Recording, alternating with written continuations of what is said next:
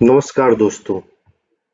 आज हम लोग बात करेंगे वैल्यू इन्वेस्टिंग और ग्रोथ इन्वेस्टिंग के बारे में।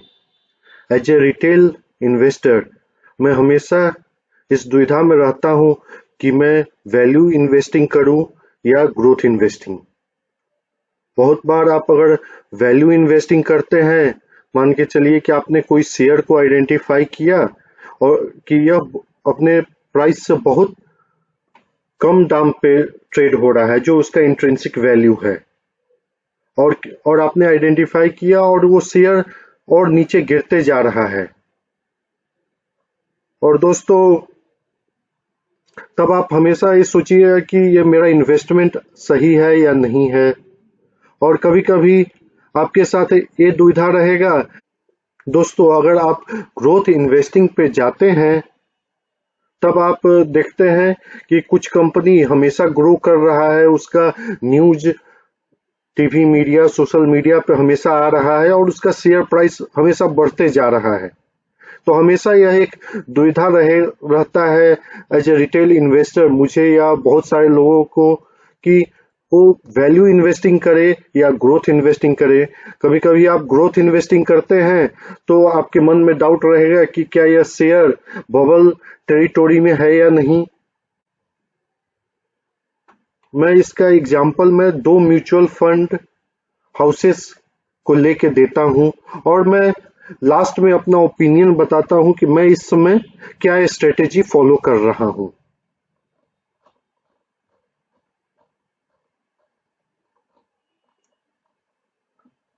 हम लोग देख रहे हैं HDFC बैलेंस्ड एडवांटेज फंड के।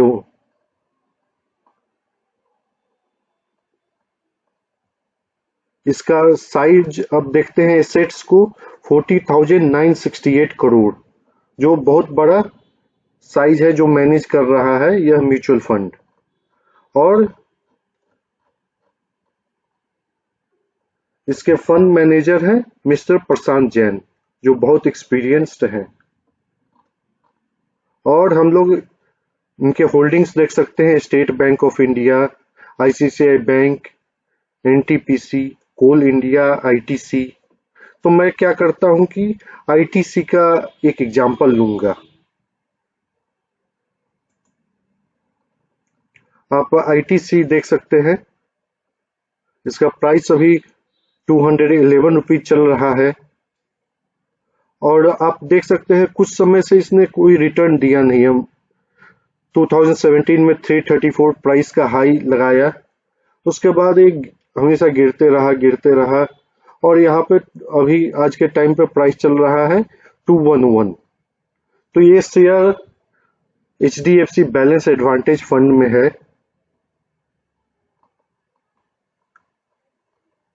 तो अगर आप ITC को आप लेते हैं अभी भी, तो हो सकता है कि ये और नीचे चल जाए। और इसका हम लोग एक PE देख लेते हैं, 19.61 है और मार्केट कैप है 2,60,023 करोड़। और हम दूसरा एग्जांपल देखते हैं ग्रोथ इन्वेस्टिंग का, जो कि axis long term equity fund है।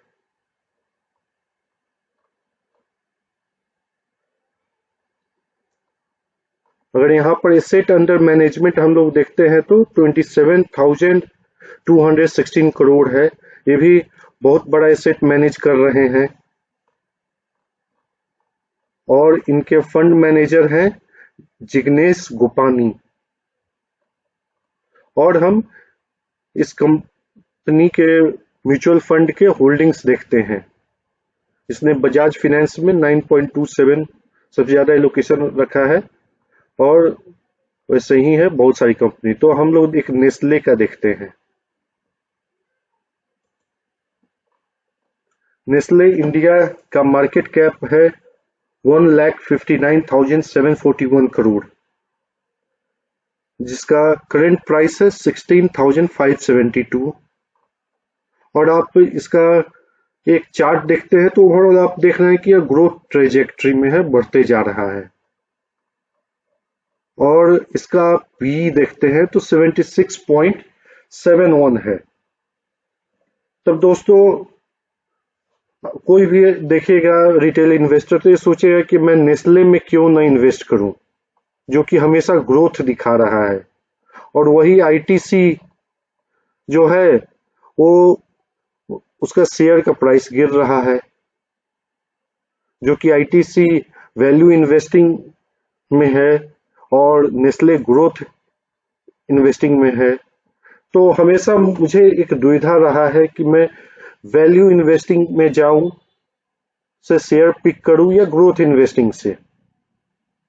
और ग्रोथ इन्वेस्टिंग वाले कंसिस्टेंट कंपाउंडर भी हैं। तो मैं एक इंटरव्यू में कुछ समय पहले देख रहा था पीटर लिंच का, जो पुराना इंटरव्यू था। उनसे ये सवाल पूछा गया कि अगर कोई मार्केट अगर ऑल टाइम हाई पे है तो आप कैसे डिसाइड करेंगे कि ये शेयर आने वाले समय में करेक्ट होगा या नहीं होगा। तो उनका जवाब बहुत अच्छा था।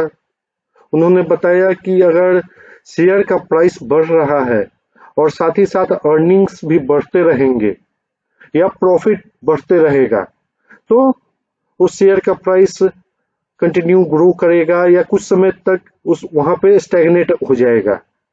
अगर अर्निंग्स नहीं बढ़ रहा है जिस रेट से प्राइस बढ़ रहा है शेयर प्राइस, तो ज्यादा चांसेस होगा कि वो बबल टेरिटोरी में वो शेयर चला गया है और वो करेक्ट हो सकता है कुछ समय बाद। तो ये उनका जवाब मुझे बहुत अच्छा लगा। तो दोस्तों अब मैं क्या अभी फॉलो कर रहा हूं एज ए रिटेल इन्वेस्टर। मैं दोनों करता हूं, जैसे कि value investing and growth investing. मैं ग्रोथ इन्वेस्टिंग हमेशा करता हूं तो मैं पीटर लिंच का जवाब को हमेशा याद रखता हूं कि अर्निंग्स आ जाने चाहिए जो कि मैच कर जाए उसके शेयर प्राइस को। और ग्रोथ इन्वेस्टिंग करता हूं, मैं प्रशांत जैन का कुछ इंटरव्यू देखा तो वहां से मैं प्रभावित हुआ। उन्होंने बताया कि कोई भी शेयर अगर फेयर वैल्यू के नीचे है तो आप बाई कर लीजिए और वो कुछ समय बाद अपने फेयर वैल्यू पे आ जाएगा। उन्होंने बहुत सारे इंटरव्यू में बताया था, जैसे कि 2000 में आईटी स्टॉक्स बहुत हाई वैल्यूएशन पर ट्रेड करते थे और कुछ समय तक उसके बाद क्रैश हुआ 2000 में। उसके बाद बहुत समय तक एग्जांपल लेते हैं विप्रो का, वो ग्रोथ शेयर प्राइस में दिखा नहीं। 10 सालों तक बहुत सारे आईटी कंपनीज ग्रो नहीं किए, उनका प्रॉफिट बढ़ रहा था लेकिन शेयर प्राइस नहीं बढ़ रहा था। तब वैसे ही 2007 का केस लेते हैं, 2006 का केस। उस समय क्या था कि इंफ्रा कंपनी बहुत अच्छा कर रहे थे, पावर कंपनी बहुत अच्छा कर रहे थे, बहुत हाई वैल्यूएशन पे ट्रेड हो रहा था। अगर उस समय किसी ने बाई किया रहता इंफ्रा कंपनी को तो वो अच्छा सौदा नहीं रहता, आने वाले कुछ समय तक वो ग्रोथ नहीं दिखाए हैं। तो हमेशा आप एक बैलेंस अप्रोच अगर आप लेकर चलते हैं ग्रोथ इन्वेस्टिंग और वैल्यू इन्वेस्टिंग का, तो एक अच्छा कॉम्बिनेशन हो सकता है। तो दोस्तों मैं दोनों प्रेफर करता हूं, ग्रोथ इन्वेस्टिंग एंड और वैल्यू इन्वेस्टिंग। दोस्तों आप मेरा ओपिनियन या आप अपना ओपिनियन कमेंट बॉक्स में डाल सकते हैं। यहाँ पर मैंने कोई भी शेयर म्यूचुअल फंड का नाम लिया है, वो कोई रिकमेंडेशन नहीं है, वो एक एग्जाम्पल पर्पस के लिए लिया है। आप कोई भी इन्वेस्टमेंट करते हैं तो आप अपने फाइनेंशियल एडवाइजर से पूछ कर करें। यह एक एजुकेशनल वीडियो है। धन्यवाद दोस्तों।